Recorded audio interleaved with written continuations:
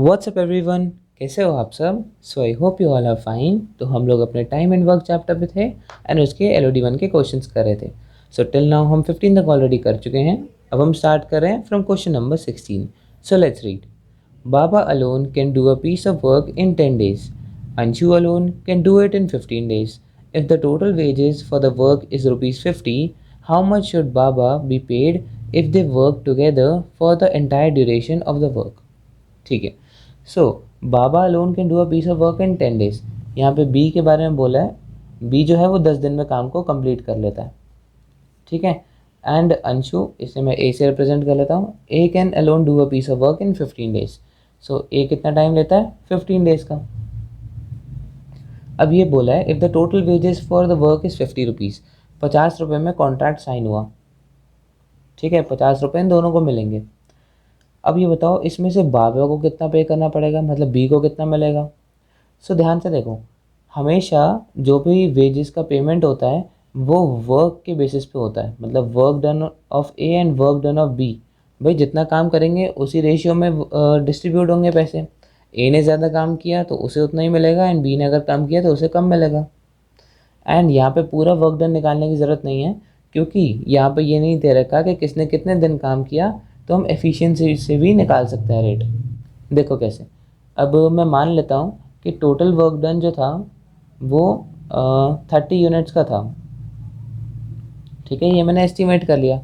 तो बी अगर 10 दिन में काम कंप्लीट करता है 30 यूनिट्स का, तो उसकी एफिशिएंसी कितनी होगी बी की? 30/10, मतलब 3 यूनिट्स वो एक दिन में बनाता है। वैसे ही ए की एफिशिएंसी कितनी हो गई? 15 दिन में वो 30 यूनिट बनाता है, तो एक दिन में कितना बनाएगा? 30/15, मतलब 2 यूनिट्स एक दिन में बनाएगा। ठीक है। अब यहाँ पर ध्यान से देखो, बी और ए की एफिशिएंसी का रेट कितना आया? 3:2। करेक्ट। अब इसको ध्यान में रखना। ठीक है। अब ये दोनों अगर साथ में काम करेंगे तो एक दिन में कितना काम करेंगे ये लोग? 5 यूनिट्स का। 3+2, सो 5 यूनिट्स का काम अगर वो एक दिन में करेंगे तो 30 यूनिट्स पूरा काम वो कितने दिन में कंप्लीट कर लेंगे? सो टाइम ए और बी को कितना लगेगा? 30 units divided by 5 unit per day का रेट। सो 6 डेज में वो काम को कंप्लीट कर लेंगे। ठीक है। सो वर्क डन ऑफ ए कितना हुआ? ए ने कितना काम किया? ए ने 2 यूनिट्स पर डे करा एंड कितने दिन तक किया? 6 दिन तक।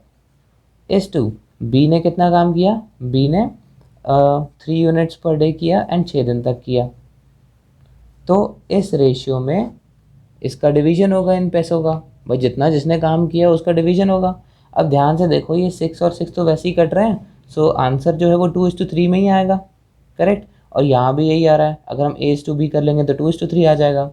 देयरफॉर अगर क्वेश्चन में ये नहीं मेंशन है कि ए ने ज़्यादा काम किया या बी ने कम काम किया या फिर नंबर ऑफ़ डेज उनके डिफरेंट हैं, तो हम इसको ना कैलकुलेट करके हम डायरेक्ट इससे भी आंसर निकाल सकते हैं, क्योंकि रेशियो तो हमें पहले ही पता चल गया ना।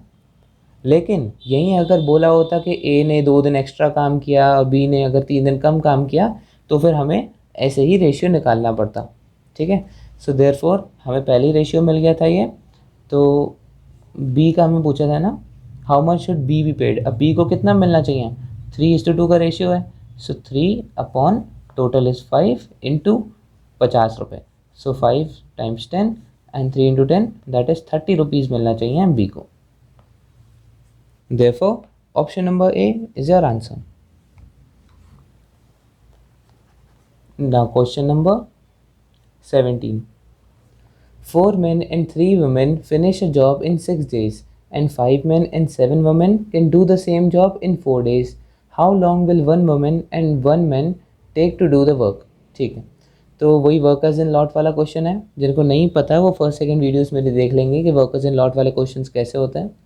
सो बेसिकली होते ये ईजी हैं, बस डिफरेंस क्या होता है, टोटल वर्क डन जो है वो main days women days in सब के फॉर्म में आता है। देखो कैसे करते हैं। 4 men and 3 women finish a job in 6 days।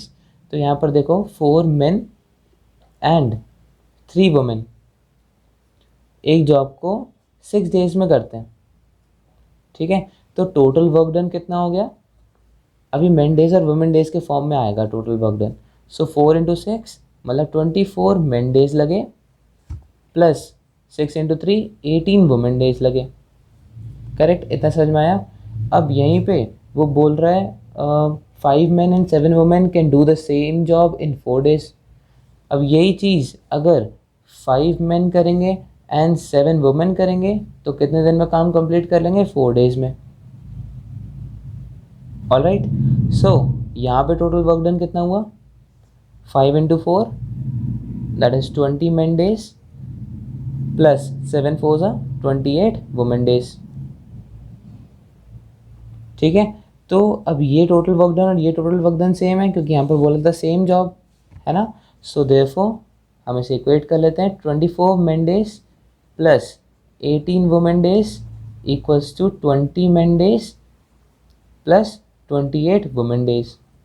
ठीक है, अब इससे क्या होगा, मुझे मेन डेज और वुमेन डेज में एफिशिएंसी का रेट पता चल जाएगा, मतलब मेन और वुमेन में कितना डिफरेंस है, क्या रेशियो में वो लोग काम कर पाते हैं।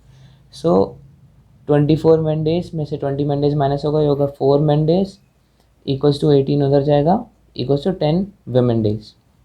सो therefore men days upon women days ये कितना आ गया? 10/4 दैट इज 5/2। तो ये इनका रेशियो आ गया। इसका मतलब है अगर एक वुमेन एक दिन में 2 यूनिट बनाती है तो उसी टाइम में उसी दिन में मेन जो है वो 5 यूनिट्स बना लेता है। सो ये इनकी एफिशिएंसी का रेट है। ओके, अब मैं इसमें इसको कोई भी एस्टिमेट कर सकता हूँ। इसे 5/2 की जगह मैं 10/4 लिख लूँ, है ना, 50/20 लिख लूँ, लेकिन क्या करना है, आप सिंपल बना के चलो। सो टोटल वर्क डन कोई से भी उठा लो, इन दोनों में से कितना हो गया? 24 मल्टीप्लाइड बाय, अब मैं ये सेम वैल्यूज़ लिख लेता हूँ। मेन डेज जो है वो 5 है एंड वुमेन डेज 2 हैं। सो मेन डेज कितना हो गया? 5 प्लस 18 इंटू वुमेन डेज कितना हो गया? 2। सो यही हमारा टोटल वर्क डन है। So total work done 24 × 5 that is 120 plus 18 2 36। So 156 आ गया total work done. Okay, and हमसे पूछा क्या है, how long will 1 women and 1 man take to do the work. So 1 man and 1 women कितने दिन में काम करेगी? मैं मान लेता हूँ x डेज उन्होंने लिए काम करने के लिए। सो टोटल वर्क डन कितना हो गया? 1 × x man days plus x women days. Correct, अब ये टोटल वर्क डन सेम है, 156 के इक्वल मैं कर देता हूँ। ऑलराइट, अब इसे सॉल्व कर लेता हूँ।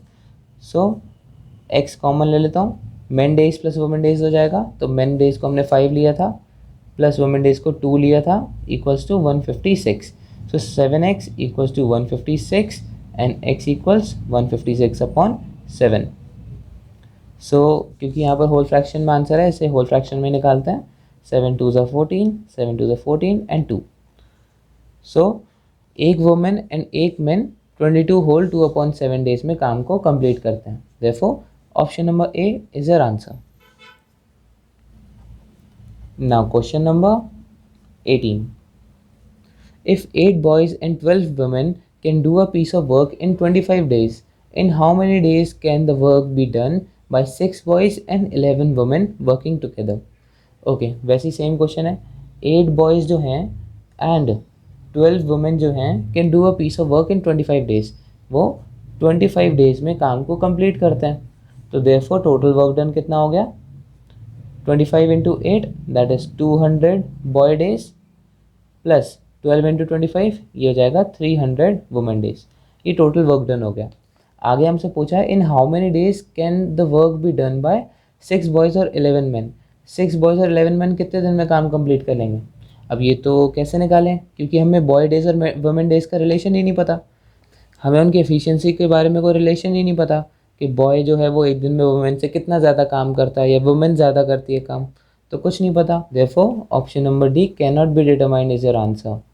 ठीक है, अगर एक और इन्फॉर्मेशन दे रखी होती जैसे 17 क्वेश्चन में दे रखी है तो हम इक्वेशन बना के बॉय डेज और वुमेन डेज का रेशियो निकाल लेते, है ना, तो क्वेश्चन सॉल्व हो जाता।